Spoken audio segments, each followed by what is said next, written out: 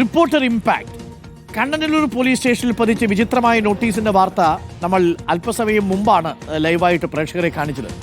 Impact ആയിരിക്കുന്നു. ആ വാർത്ത വന്നു, ഉടൻ തന്നെ നോട്ടീസ് നീക്കം ചെയ്തിരിക്കുന്നു. റിപ്പോർട്ടർ TV വാർത്ത നൽകിയതിന് തൊട്ടു പിന്നാലെയാണ് പോലീസിന്റെ നീക്കം. പരാതിക്കാർ അനുമതി വാങ്ങിയ ശേഷം അകത്ത് പ്രവേശിച്ചാൽ മതിയെന്നായിരുന്നു നോട്ടീസിലുണ്ടായിരുന്നത്. ദിലീപ് ദേവസ്യയുണ്ട് കൂടുതൽ വിവരങ്ങളുമായി. ദിലീപ് ദേവസ്യ, വാർത്ത റിപ്പോർട്ട് ചെയ്തു, ഉടനടി നീക്കം അല്ലേ ദിലീപ്? ഇപ്പൊ ആ നോട്ടീസ് അവിടെ കാണാനില്ലേ? തീർച്ചയായിട്ടും ഡോക്ടർ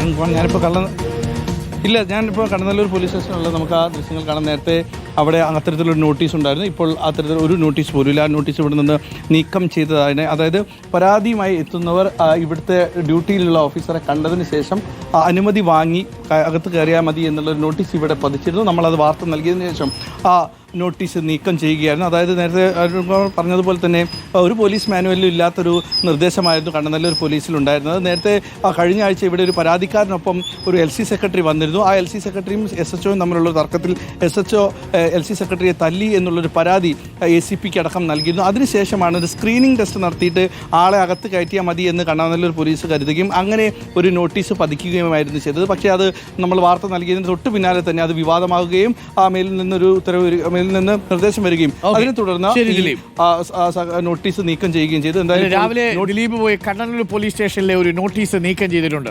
ഓക്കെ.